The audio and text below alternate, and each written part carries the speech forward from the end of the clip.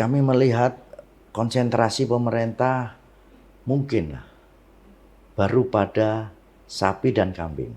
Unggas ini belum. Sehingga teknologi pakan selama ini kan masih bergantung kepada pakan pabrikan. Ya. Nah, di daerah lain tentunya dengan yang saya sebutkan tadi ada beberapa potensi di mana kemudian hasil ikan bisa menjadi tepung ikan, ada potensi jagung, ada potensi padi, diramu dan segala macam menjadi pakan murah. Karena 80% beternak itu dipengaruhi oleh pakan, biaya pakan. Produksinya itu 80% dari pakan.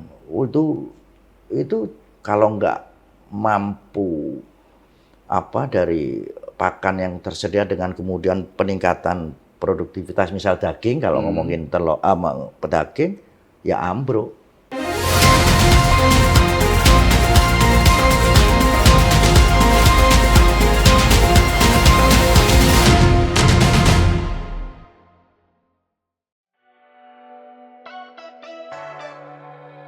Oni Setiawan, sosok yang telah mengabdikan diri dalam bidang pembangunan, kebudayaan, dan pemberdayaan masyarakat selama lebih dari 2 dekade.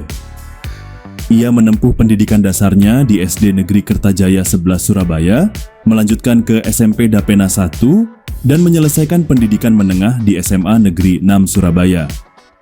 Perjalanan intelektualnya berlanjut di Universitas Airlangga, salah satu perguruan tinggi ternama di Indonesia. Karir profesionalnya dimulai sebagai konsultan manajemen dan ekonomi pembangunan dari tahun 2000 hingga 2007. Ia kemudian aktif sebagai konsultan program penanggulangan kemiskinan Kota Surabaya hingga tahun 2014, sebelum beralih menjadi wira swasta dan membangun kemandirian ekonomi di bidangnya sendiri. Dalam dunia organisasi, Oni Setiawan dikenal sebagai aktivis yang konsisten. Ia pernah aktif di DPC GMNI Kota Surabaya, menjabat sebagai pengurus Dewan Kesenian Jawa Timur periode 2015 hingga 2020, serta menjadi bagian dari DPD Alumni GMNI Jawa Timur. Kini, ia mengemban amanah sebagai Wakil Ketua Bidang Kebudayaan di DPD PDI Perjuangan Jawa Timur. Dengan pengalaman yang luas dan komitmen terhadap perubahan sosial, Oni Setiawan terus menapaki jalan pengabdian untuk Jawa Timur yang lebih maju, adil, dan berbudaya.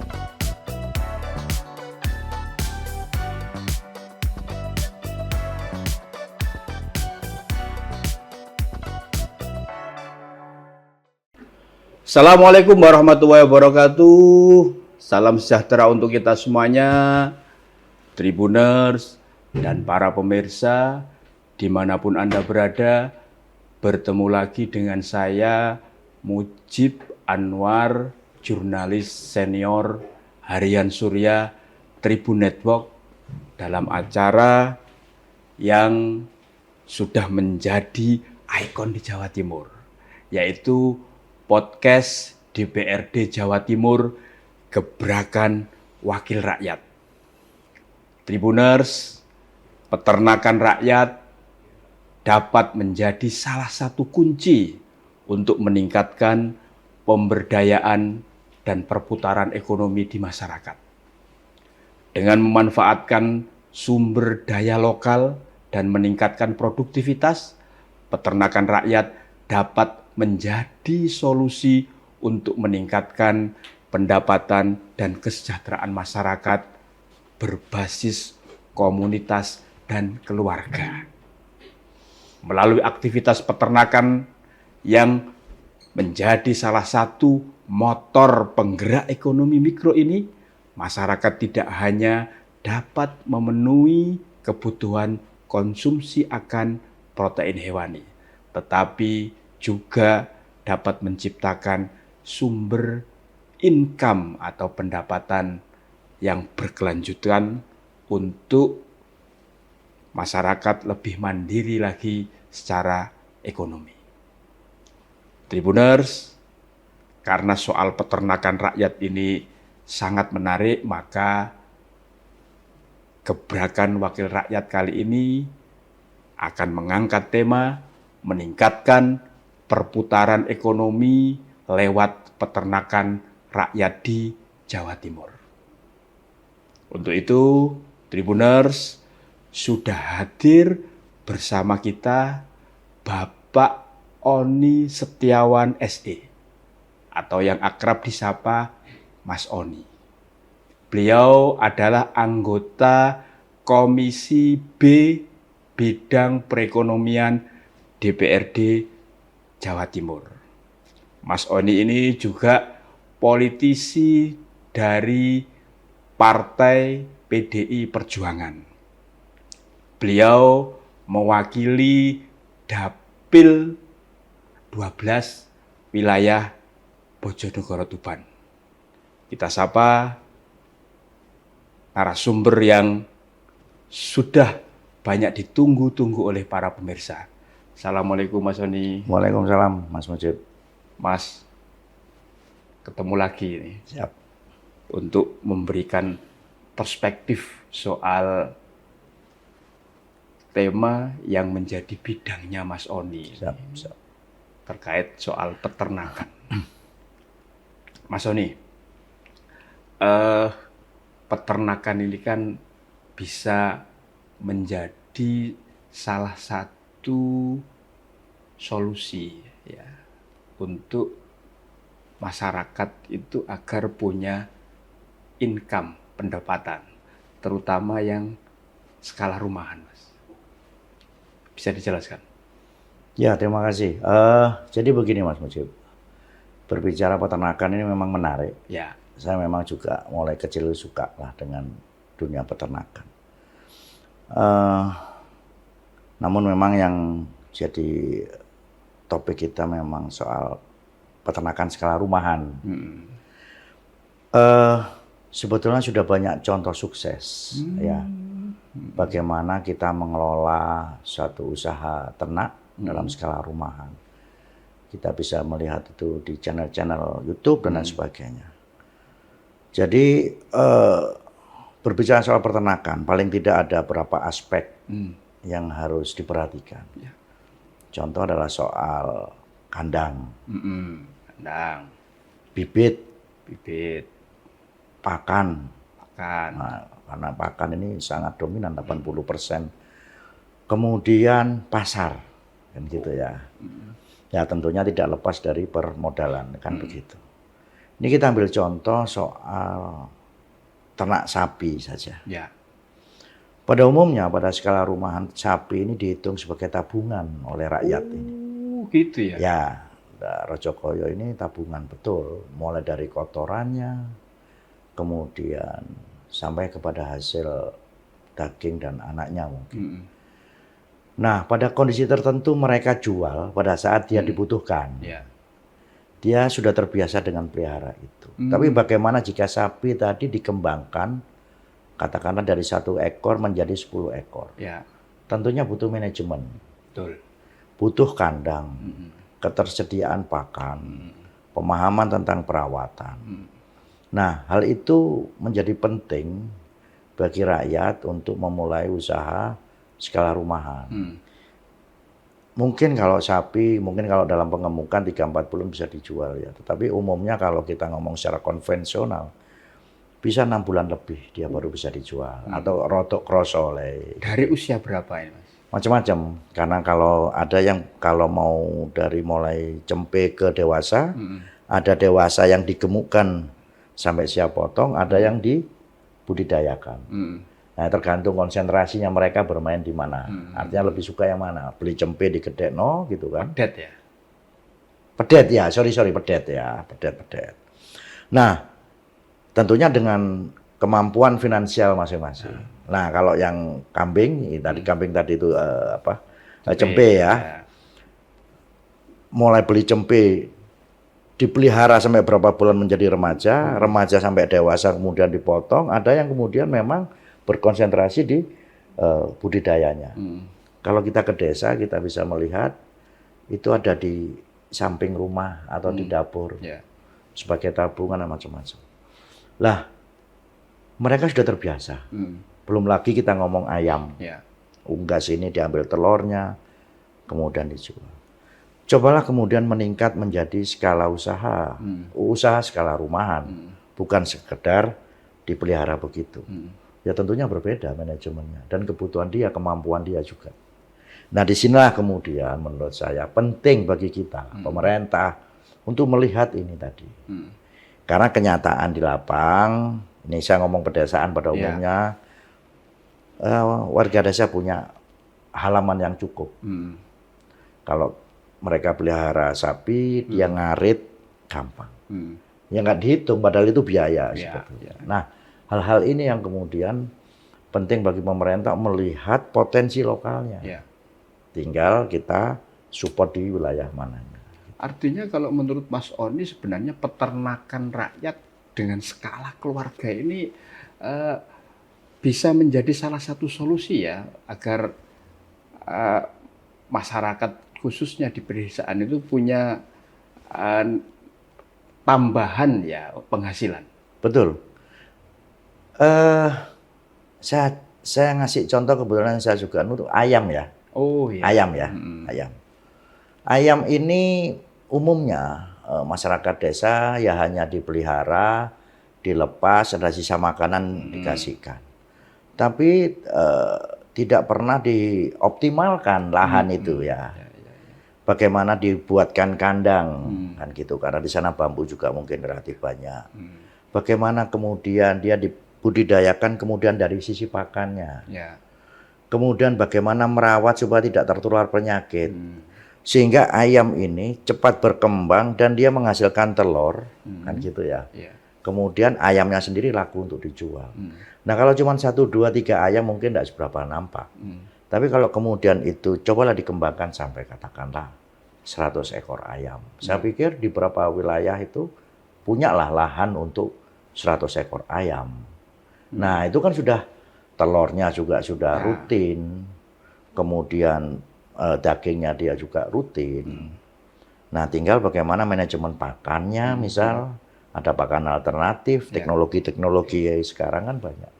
Nah, ini menjadi penting untuk di-manage gitu ya. Saya pikir itu nampak itu. Nampak perbedaannya jika sesuatu dikelola dengan baik meskipun itu skala rumah tangga. Mas Sony ini kan juga ini ya pelaku ya di bidang peternakan. Iya. Apa Mas yang selama ini Mas Oni cermati ini hal yang kurang terkait dengan lebih memberdayakan atau memasifkan gerakan peternakan rakyat skala rumahan ini, Mas? Ya, jadi kebetulan saya sedang pelihara bebek ya. Bebek ya? Bebek potong ya, orang sebut bebek kering. Berawal dari waktu itu teman kami tanya kalau diminta untuk memilih ternak kira-kira mau pelihara apa, sapi, kambing atau bebek atau ayam. Dia milih bebek karena dia pernah pelihara. Kemudian lahan kebetulan ini di Tuban. Ya. Kami hanya mengamati ini tanah yang kering, berkapur, ini kalau untuk unggas bagus. Kan begitu ya, karena hawanya, kemudian virus-virus itu, pengalaman saya itu kalau bikin kombong ayam itu harus dikasih kapur dulu, dolomit dan lain sebagainya. Itu juga ada di YouTube dan macam-macam. Akhirnya kita coba berapa waktu yang lalu, sekitar setahun tahu lebih. Dari 150 ekor, kita hitung betul sampai menjadi sekarang 3.000 ekor, kita bikin estafet. Nah, dari sana nampak berapa permasalahan. Kandang kami memang kandang rumah rakyat lah, bukan kandang yang bagus. Otomatis memerlukan perlakuan-perlakuan khusus. Modal yang dibutuhkan ya lumayan gede untuk ini mulai kelihatan bahwa rupanya tidak simpel juga peternakan itu. Nah, mungkin di daerah lain kayak Kediri, Blitar, Tulungagung itu sudah lama. Sudah lama masyarakatnya bertani, beternak.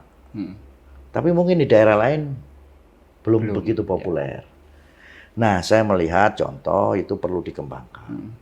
Perlu betul-betul dikembangkan. Karena contoh ini, kalau di Tuban ini, karena ada pesisir, hasil tangkapan yang tidak begitu bagus bisa dijadikan tepung. Di sana juga produksi jagung. Jagungnya dihancurkan, dicampur. Lah kalau kemudian bekatulnya dari Bojonegoro itu yang melimpah konsentrasi padinya di sana sudah jadi pakan ternak. Nah, ini yang menurut saya perlu perhatian khusus dari pemerintah. Melihat satu situasi di mana itu memungkinkan ada potensi yang harus dikembangkan di sana. Gitu. Tadi kan Mas Soni menyampaikan bahwa salah satu yang perlu diperhatikan betul, bahkan juga dibantu ya untuk peternak skala rumahan, skala kecil ini tidak hanya bibit, kandang, tapi juga pupuk. Nah, dari beberapa ini kan yang paling besar itu kan biayanya kan terutama pupuk ya, terutama pakan. Nah, untuk upaya yang sudah dilakukan oleh DPRD Jawa Timur dalam hal ini Komisi B, Mas, agar semua hambatan atau semua itu bisa terpenuhi, itu gimana, Mas? Ya, jadi saya melihat ini, saya relatif masih baru sih ya. Jadi kami melihat konsentrasi pemerintah mungkin lah baru pada sapi dan kambing. Sapi dan kambing saja ya. Sehingga teknologi pakannya lebih mengarah ke sana. Apakah itu difermentasi atau di selase dan macam-macam. Itu mungkin sudah dilakukan. Dan itu relatif kemudian kalau kemudian penanaman rumput gajah, kemudian difermentasi campur ini campur itu. Tapi belum mengarah ke unggas. Ayam, bebek belum. Saya belum melihat itu secara masif ya. Saya lihat dulu pernah ada di Mojosari UPT-nya, tapi mungkin juga. Nah, unggas ini belum. Sehingga teknologi pakan selama ini kan masih bergantung kepada pakan pabrikan. Nah, tapi beberapa wilayah semacam di Blitar itu sudah ada koperasi pakan ternaknya sudah luar biasa. Nah, di daerah lain tentunya dengan yang saya sebutkan tadi ada berapa potensi di mana kemudian hasil ikan bisa menjadi tepung ikan, ada potensi jagung, ada potensi padi, diramu dan segala macam menjadi pakan murah. Artinya pakan alternatif tadi ya? Pakan alternatif murah karena 80% beternak itu dipengaruhi oleh pakan, biaya pakan. Produksinya itu 80% dari pakan. Itu kalau nggak mampu dari pakan yang tersedia dengan kemudian peningkatan produktivitas misal daging, kalau ngomongin daging ya ambruk. Itu sebabnya kemudian rakyat membiarkan unggas ini contoh ya, mau makan seadanya gitu. Dalam situasi seperti itu, mestinya kehadiran pemerintah ini seperti apa, Mas? Itu saya sebutkan itu. Jadi harusnya adalah kelompok tani ternak ya, yang mungkin di beberapa daerah itu belum populer. Lebih pada kelompok tani lah. Kelompok ternak ini kemudian disupport betul. Kita ngomongin dari sisi apa? Misal lah dari sisi kandang, karena ada bambu di sana bisa dibangun. Kita nggak support di sana. Ngomongin bibit, bibit masih lah. Kita ngomongin unggas ini ya. Tapi begitu pakan, nah ada teknologi pakan untuk unggas. Diperlukan apa? Bantuan alat. Ya alatnya disupport, pendidikannya disupport. Kan gitu maksud saya. Kalau kemudian dalam skala rumahan dia tidak perlu modal ya nggak ada masalah. Tapi kalau meningkat kelasnya, naik kelasnya, dia membuat koperasi peternak misalnya, maka di situ dibutuhkan kehadiran pemerintah. Ya, saya pikir masing-masing wilayah ini memerlukan treatment yang berbeda. Artinya pemerintah harus hadir untuk membantu masyarakat itu mulai hulu sampai hilirnya. Betul. Jadi saya rasa begitu ya, karena ini potensi yang menurut saya cukup luar biasa, peternakan skala rumahan. Ini angle yang bagus gitu loh untuk disupport sehingga penghasilan rakyat ini meningkat, dan itu bisa dilakukan, oleh rakyat dengan mudah gitu menurut saya. Mas, kalau bicara soal peternakan skala rumahan ini, ya kalau menurut hemat Mas Oni ini cukup modal berapa ini bibitnya? 10 ekor kah? 5 ekor atau berapa? Ya, sebetulnya saya tidak begitu menguasai semua jenis ternak ya. Tapi yang simpel saya memang ayam ya. Ya. Satu jantan 4 betina misal. Ya. Average dia menetas katakanlah 4 sampai 5 ekor. Yang laki dijual saja kalau sudah remaja bisa untuk ya untuk apa. Yang betinanya biarkan sampai kemudian dia beranak. Dan itu tidak sulit menurut saya.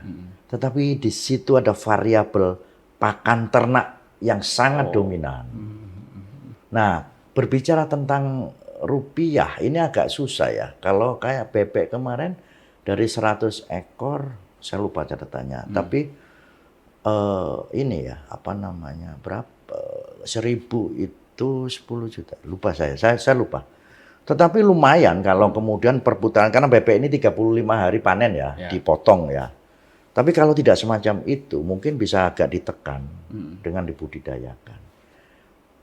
Saya tidak punya hitungan pasti, tetapi ya masih terjangkau kalau unggas ya. Kalau unggas gitu. Kalau sapi itu memang bedanya cuman kalau ada 100 unggas ayam gitu, atau 1000 ayam cukup dengan 1 sapi. Ya ini kan ngopeninya kan berbeda. Ini tergantung masyarakat lebih memilih yang mana sih. Soal peternakan rakyat ini, skala rumahan ini kan orang menjadi tertarik, terutama di beberapa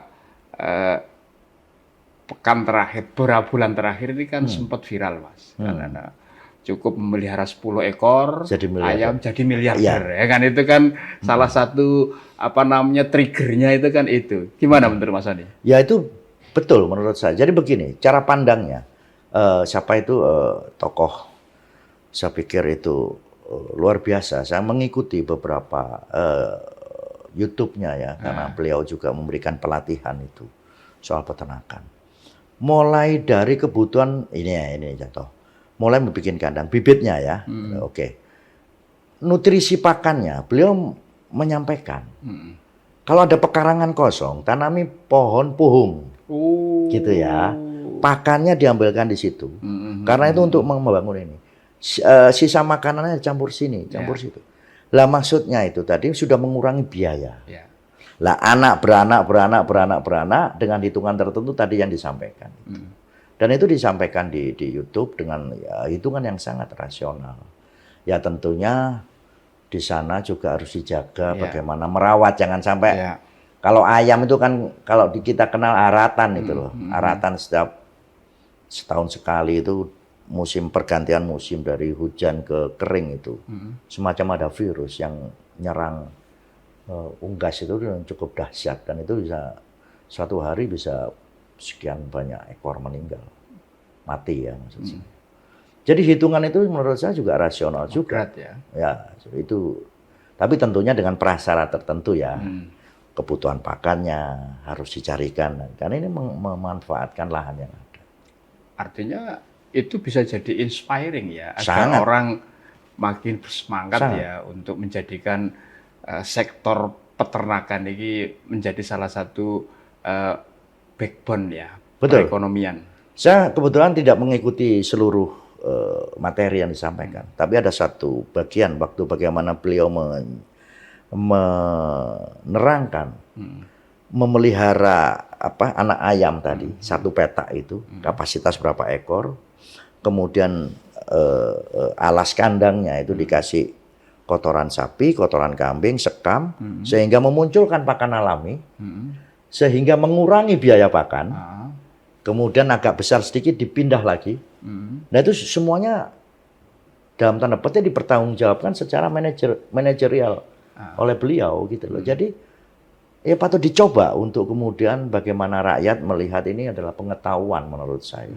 Sesuatu yang umum yang tidak dipahami selama ini dianggap biasa, jika dikelola dengan baik menjadi sesuatu yang luar biasa. Gitu.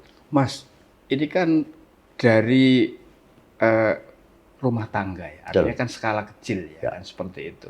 Nah, agar ini masyarakat ini paham bahwa ini loh salah satu solusi yang bisa dilakukan terkait dengan peternakan rakyat skala rumahan itu gimana caranya? Ya, ini teori lama yang juga dilakukan dan harus dilakukan pada sektor peternakan skala rumahan ya. Harus ada penyuluhan, Mas Mujib. Oh, penyuluhan. Ada penyuluhan dari pemerintah menyadarkan bahwa pemanfaatan pekarangan itu bisa untuk katakanlah yang tadi. Oke lah, kalau ngomongin sapi, maka itu tadi. Kita ngomongin unggas tadi misal. Kalau kemudian satu dusun ada sekian banyak, otomatis kapasitas produksi pakannya lebih efisien dan lain sebagainya, lain sebagainya. Orang datang untuk mencari produk itu lebih enak karena di satu tempat dia sudah bisa menemukan banyak ayam atau kambing atau sapi. Nah, ini harus diorganisir gitu ya. Dibikin kelompok sehingga pemerintah lebih mudah untuk mengarahkan, mensupport dan lain sebagainya gitu. Nah, ini penting menurut saya. Jadi peran pemerintah di situ ada penyuluh peternakan gitu ya. Di masing-masing wilayah tentunya. Sebelumnya kan ada penyuluh pertanian. Betul. Ini khusus untuk peternakan ya. Untuk peternakan mungkin variannya ditambah. Kalau selama ini mungkin yang lebih banyak konsentrasinya di sapi. Sampai IB dan segala macam itu disiapkan semua perangkatnya. Mungkin sekarang kita melongok ke yang lain, menengok ke yang lain. Misal unggas. Ya. Nah, maka diperlukan tenaga penyuluh peternakan di bidang untuk unggas gitu. Nah, saya pikir itu harus dipikirkan lah oleh pemerintah gitu. Artinya unggas ini nanti untuk yang petelur atau untuk konsumsi, Mas? Atau dua-duanya? Oke. Dua-duanya bisa dilihat itu. Jadi begini, ini contoh ini ya, contoh. Ini ada potensi menurut saya. Potensi pasar yang luar biasa. Ya. Di mana pemerintah punya program makan bergizi gratis, MBG ya. MBG. Untuk kebutuhan nutrisinya, pasti membutuhkan misal telur, daging, ya bisa daging ayam atau daging yang lain. Nah, ini potensi. Nah, tergantung sebetulnya mau dibuat daging atau telur ini kan sama-sama menguntungkan. Tinggal katakan Mas Mujib lebih suka yang mana. Kalau yang telur itu bisa kayak mesin produksi, dia setiap hari dia panen. Ya. Tapi resikonya juga tertentu. Lah yang daging juga berbeda. Saya pikir dua-duanya bisa dioptimalkan untuk memenuhi kebutuhan masyarakat gitu. Saya pikir pasarnya masih bagus. Dan ini kan sekarang kan lagi ada program itu ya MBG. Betul. Yang itu nanti kan pemberdayaan rakyat bisa dilakukan secara langsung ya. Betul. Nah, disitulah maksud saya. Jadi nutrisinya sudah dipenuhi dari produksi rakyat itu juga. Gitu. Mas Wani, tadi yang paling besar itu kan modal untuk pakan kan seperti itu. Nah, itu artinya produksi atau produktivitas ternak itu kan pasti salah satu faktor utamanya kan pakan ya, kan, seperti itu. Nah, agar pakan murah ya kan seperti itu kan tidak hanya tergantung kepada pakan pabrikan, masyarakat juga tidak begitu terbebani. Mestinya seperti apa sih yang harus dilakukan? Ya, saya pikir ada contoh. Saya ngamati betul bagaimana para intelektual, para penggiat peternakan itu sampai membantu mentutorkan beberapa metode membuat pakan alternatif. Ya. Pakan alternatif kemudian diawetkan, difermentasi dan macam-macam itu. Nah, inilah menurut saya menjadi penting untuk kemudian coba ditingkatkan skalanya oleh pemerintah gitu loh ya. Ini contoh ya, ngomongkan dimasifikasi gitu ya. Kenapa? Pakan alternatifnya itu. Pakan alternatifnya harus disupport betul. Artinya, oke nih, ini contoh kita butuh alat chopper lah misal ya, mengolah daun-daun tadi itu supaya ya kita support, kita bantu di sana. Alat pencacah ini tadi. Kemudian alat pembuat butiran pelet itu. Kemudian ya kalau musimnya musim kering, pas musim basah, mungkin ada oven dan lain sebagainya. Nah, tinggal sejauh mana kebutuhan setiap titik, misal anggaplah pada level desa, dibutuhkan apa. Itu kebutuhan pakan ternak bisa dipenuhi lah, membantu sekali itu. Membantu sekali peternak skala rumahan. Ya. Mas Sony kan sering itu ya, turba sambang peternak. Ya. Sambang peternak ya. Apa sih Mas aspirasi, keluhan, dan harapan mereka yang dititipkan lewat Mas Oni untuk disampaikan kepada Pemprov misalkan? Ya memang sampai sejauh ini memang ya sampai sejauh ini. Semacam kambing itu ya. Bantuan kambing? Bantuan kambing ya. Kambing ini 2 tahun mana atau beranak 3 kali. Ya. Kalau kambing lokal biasa itu yang umumnya itu bisa satu kali produksi 2 anak gitu ya. Cara perawatannya mudah, pakannya itu bagi masyarakat menjadi pendapatan tambahan gitu ya. Pada skala yang berbeda mungkin ada yang sedikit ingin meningkat, sudah nggak ngomongin bantuan, tapi dia kemarin tanya, Mas Sony gimana kalau ayam atau bebek? Banyaklah kemudian variabel yang diperlukan oleh mereka. Maka memang kami dorong untuk kemudian bekerja sama dengan teman-temannya, beternak bersama, membuat satu kelompok tani ternak misal. Gapoktan ya? Ya, tapi konsentrasinya di ternak. Dengan memanfaatkan lahan yang ada. Ya kebetulan kami kemarin saya uji coba dengan biaya sendiri. Sehingga mungkin berbeda pada saat rakyat itu melakukan gitu loh. Ini kan saya hanya mencoba dalam skala mulai dari penyiapan kandang, bibit, pembesaran, pakan, perawatan, penjualan, dan permodalan. Ya saya masih mampu dalam skala tertentu. Tapi bagaimana kemudian itu rakyat? Saya disambati aja sudah nggak bisa. Ya nggak bisa, betul-betul nggak bisa. Saya memang nggak ada untuk membantu mereka. Maka yang saya lakukan adalah wis ngene ae. Lek panen, lek kamu mau potong saja, harganya dibuat lebih murah. Ya duit piro TKN, payu cukup. Tapi ini kan nggak masif gitu loh maksud saya. Ini nggak bisa kami lakukan. Maka peran pemerintah ini di sini jauh dibutuhkan gitu loh. Mulai penyiapannya, penyuluhannya, kemudian intervensi di sana. Dan saya yakin ini minimal di Tuban Bojonegoro ini, saya nggak ngomong tempat lain. Karena lahannya ini cocok untuk unggas, kayak gitu. Maka nggak ada salahnya pemerintah kemudian mencoba melihat di sana dan melakukan intervensi untuk rakyat itu. Artinya bantuan ternak yang diberikan pemerintah sudah saatnya dicoba tidak lagi kambing atau sapi, tapi yang skala kecil ya. Misalkan ayam, bebek tadi yang Mas Sony sampaikan. Jadi cobalah opsi-opsi yang lain juga. Karena itu juga sangat membantu lah ya, sangat membantu. Jadi begitu. Tapi kok belum dicoba untuk direalisasikan, Mas Sony? Ya, saya juga belum sampaikan itu ya, karena kemarin konsentrasinya lebih pada sapi dan kemudian kemarin juga ada penyakit ya. Kemudian dari sisi perawatan nih, kalau orang-orang yang punya duit itu lebih enak ngingu sapi ya, kan gitu kan. Nilai ekonomisnya lebih cepat dan lebih besar ya. Ya, paling tidak 10 ekor wis kroso kan gitu ya. Tapi bagaimana dengan kemudian rakyat itu? Nah, saya pikir itu pemerintah cobalah bisa melihat dari sisi yang lain. Apalagi kalau pemerintah pusat punya program yang MBG itu yang akan membutuhkan banyak sekali telur, misal daging, nutrisi untuk makanan, itu kan sudah satu peluang pasar gitu maksud saya.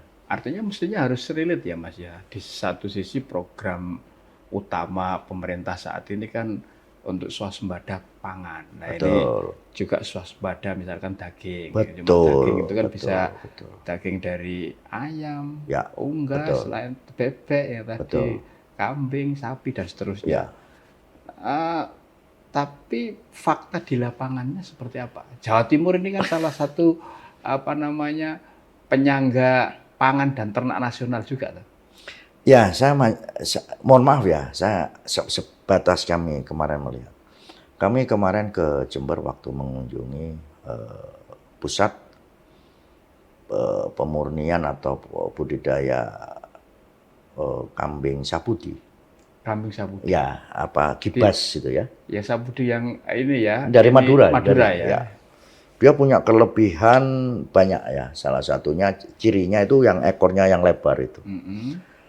Dia disukai oleh masyarakat di wilayah sana. Oh. Kami datang melihat dengan lahan yang cukup luas itu berapa hektar. Kambing yang dibudidayakan atau dipertahankan untuk menjaga galur Sapudinya cuma 300 ekor. Dari lahan dan kebutuhan pasar yang sangat besar ya. Sangat besar. Loh, saya pikir kan ini idle gitu loh. Loh kenapa nggak kemudian kita konsentrasi, kita bantu Dinas Peternakan tadi untuk meningkatkan jumlah populasi kambing Sapudi tadi. Ini contoh. Ya. Kemudian kalau ngomongin kembali lagi di dapil saya Tuban, di sana ada sapi PO. Peranakan ongole. Ya, yang putih itu. Karena salah satu keunggulannya dia tahan terhadap penyakit dan gampang perawatannya nggak rewel. Tapi kalau kita lihat potensi alamnya, tanahnya yang berkapur dan kering, sebetulnya cocok untuk unggas. Kemudian dia ada pesisir, ada produk ikan laut tangkap tadi yang bisa diubah menjadi tepung. Kenapa nggak kita kembangkan di sana potensi unggas misalnya gitu. Artinya bagaimana misalkan Tuban itu dijadikan sebagai sentra peternakan unggas misalkan. Betul. Nah, selama ini kan baru di wilayah Kediri, Mojokerto, itu sudah Blitar itu sudah menjadi unggulan lah ya.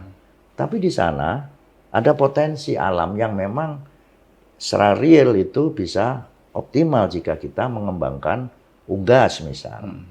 Nah, itu maksud saya ya nanti akan juga kita sampaikan kepada pemerintah. Apa yang nanti akan Mas Oni lakukan agar keinginan menjadikan Tuban ini sebagai sentra peternakan unggas untuk menyusul sejumlah daerah lainnya yang tadi disampaikan di wilayah Mataram? Ya, kebetulan saya kemarin nyoba bebek itu. Saya hanya mengamati, ini otodidak ya, karena tidak ada, saya mencari sumbernya dari mana untuk mencari tahu pengetahuan tentang pembesaran bebek. Artinya bikin pilot project sendiri ya? Iya, ini kan nggak efektif ya, kurang pas lah. Hawanya, lahannya, kekeringannya, ini rupanya dari 35 hari. Ini bukan bebek packing tapi silangan dengan lokal, itu sudah bisa mencapai 1,8 kilo. Di mana itu optimal menurut beberapa peternak. Padahal saya ngerawatnya sederhana. Iya. Artinya alamnya cocok.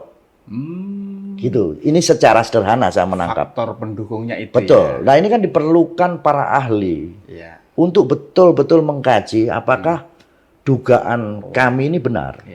Karena apa? Karena dipelihara secara sederhana saja, dalam waktu yang sama, hasilnya bisa optimum. Itu satu contoh. Yang kedua, yang terakhir kali, saya ingin mengoptimalkan hasil tangkap ikan laut. Nah, yang tidak untuk konsumsi ini ada untuk pakan ternak. Variabel terbesar peternak unggas lah paling tidak. 80% dipakan. Pakan ya. Lah kalau kemudian pakannya bisa kita ciptakan murah, rakyat akan berbondong-bondong dia. Akan beternak skala rumahan itu. Nah ini kan ada stimulus dari pemerintah, upaya untuk melakukan merangsang agar rakyat ini lebih produktif gitu menurut saya. Kalau di sektor pertanian kan kalau pupuk itu kan ada subsidi pupuk. Betul. Nah, ini kan soal pakan ternak ini bisa kan jadi ada subsidi. Hal seperti itu ya. Betul sekali gitu Mas. Kalau di Pemprov bisa nggak itu Mas kira-kira intervensi yang bentuknya seperti Mas Oni tadi sampaikan? Ya tetap bisa. tetap bisa. Jadi contoh yaitu tadi subsidinya adalah di pakan. Makan ya. Nah, gitu. Itu sangat membantu, pasti sangat membantu. Nah, cuman bagaimana teknologi pakan itu kan juga harus disiapkan lah gitu. Saya pikir begitu. Mungkin selama ini belum sempat ke sana gitu loh maksud saya. Belum sempat ke sana. Tapi saya atau saya yang kurang tahu ya, tapi menurut saya jadi UPT ITE di Kediri itu ya juga sama kasusnya. Pemerintah kurang bersungguh-sungguh menurut saya. Lahannya ada, tenaganya ada, ahlinya ada, yang dipelihara cuman sekian ratus. Eman gitu loh maksud saya. Nah, mestinya lebih banyak lagi ya. Betul lah, betul gitu loh maksud saya. Nah, disinilah kemudian saya melihat kalau dilakukan sungguh-sungguh nggak rugi kok, gitu loh. Nggak rugi.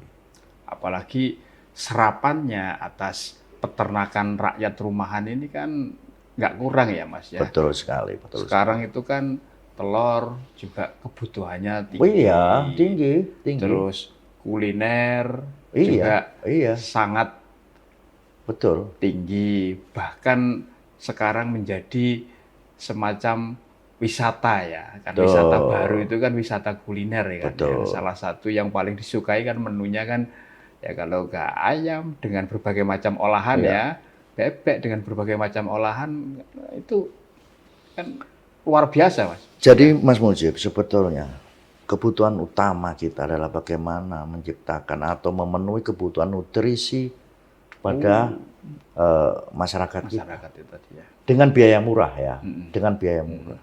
4 sehat 5 sempurna itu. Kalau kita waktu dulu kecil, kita selalu makan telur. Kemudian ada lauknya, gitu-gitu. Nah ini kita ciptakan kebutuhan nutrisi dengan biaya yang dengan mudah dan murah. Ini penting untuk generasi ke depan. Dan di situ ada pergerakan ekonomi juga di dalamnya. Nah maksud saya begitu. Kalau kemudian kemarin sudah jenis sapi, kambing, cobalah sekarang kalau kita ngomongin unggas dan pakan ternaknya. Coba kita sedikit melihat dalam sudut pandang yang lain gitu. Artinya harapan Mas Oni ini sebagai wakil rakyat ini apa Mas? Untuk peningkatan ekonomi rakyat melalui peternakan rumahan. Ya, kita harus lebih kreatif dalam rangka membantu rakyat. Ya, harus ada optimalisasi apa yang mereka punya, apa yang mereka bisa, dan apa yang diperlukan oleh mereka. Disitulah pemerintah hadir. Nah, itu menjadi penting untuk kemudian sehingga nggak susah bagi rakyat. Rakyat punya lahan sedikit, ada bambu, ya kayak gitu-gitulah. Cobalah kita lebih jeli melihat mereka gitu, dan potensi yang mereka punya. Gitu. Itu harapan saya. Dengan cara itu, Mas Oni yakin ya bahwa rakyat akan lebih mandiri lagi secara ekonomi? Pasti itu saya yakin betul. Karena ini contoh ya, kita hadirkan teknologi, pengetahuan tentang beternak, kita support mereka, pasti hasilnya bagus. Saya yakin itu. Nah itu menurut saya penting untuk kita hadir kembali dan harus hadir pada situasi yang semacam ini. Saya pikir itu. Oke. Mas, terakhir ini, apa ini pesan untuk para peternak rakyat ini di Jawa Timur ini agar lebih semangat lagi untuk mengelola lahan dan hewan ternaknya? Ya, sebetulnya mereka ini rakyat ini sudah paham betul, Mas Mujib. Rakyat ini sudah paham betul dengan apa yang dia punya. Ya memang tentunya apa sih yang mereka hanya punya semangat, gitu ya. Nah kehadiran pemerintah ini yang sekarang sedang diperlukan, termasuk tokoh tadi yang menyampaikan ini loh, 10 ayam jadi miliarder. Ini adalah perubahan cara pandang yang revolusioner menurut saya. Ini yang diperlukan. Perubahan mindset ya. Perubahan mindset. Nah, rakyat harus, dan saya pikir rakyat tahu. Dia siap saja berubah, tapi kadang-kadang ya capek juga mau berubah. Ya itu tadi lah. Dia butuh banyak support dari pemerintah untuk melakukan perubahan gitu. Nggak bisa dia sendiri yang merubah itu. Nggak cukup, maksud saya tentunya kita sendiri yang merubah, tapi nggak cukup lah. Gitu loh, supaya terjadi percepatan peningkatan ekonomi di level bawah ini. Artinya kalau sekarang pemerintah ini kan lagi getol-getolnya menjadikan program prioritasnya itu swasembada pangan, swasembada energi, dan swasembada mungkin sektor peternakan juga. Ini jadi momentum yang tepat. Ya. Atau seperti apa? Ya memang pangan itu kan juga termasuk di dalamnya adalah peternakan karena kebutuhan nutrisi itu tadi. Lah maksud saya itu yang kita optimalkan. Pada saat pemerintah punya program besar, maka kebutuhan itu bisa dipenuhi dari rakyat itu. Gitu. Tidak perlu impor ya? Wah itu nggak perlu lah. Kalau kemudian kita optimalkan lah. Gitu loh, saya pikir itu. Terakhir, paling akhir Mas, closing statement. Ya jadi apa ya? Kalau kita terlalu lama, ini sebetulnya terlalu berpikir macam-macam ini itu, nanti kita nggak akan segera memulai perubahan itu. Sehingga bismillah kita lakukan. Mulai dari skala kecil, kemudian nanti apapun masalahnya kita selesaikan bersama-sama. Saya pikir itu kita akan lebih cepat maju melakukan perubahan. Mas Oni, terima kasih. Sama-sama. Sudah memberikan perspektif serta inspirasi dan mengawal aspirasi rakyat agar peternakan rakyat yang skala rumahan itu bisa segera terwujud, tidak hanya di dapilnya Mas Oni tentunya. Siap. Tuban dan Bojonegoro, tapi juga di wilayah Jawa Timur lainnya, bahkan kalau bisa se-Indonesia. Baik, Tribuners, terima kasih juga sudah setia menyaksikan gebrakan wakil rakyat di podcast DPRD Jawa Timur. Tetaplah setia di channel kesayangan Anda, YouTube Harian Surya Tribun Network. Mata lokal menjangkau Indonesia. Saya Mujib Anwar undur diri. Assalamualaikum warahmatullahi wabarakatuh. Salam sejahtera untuk kita semuanya dan jangan lupa bahagia.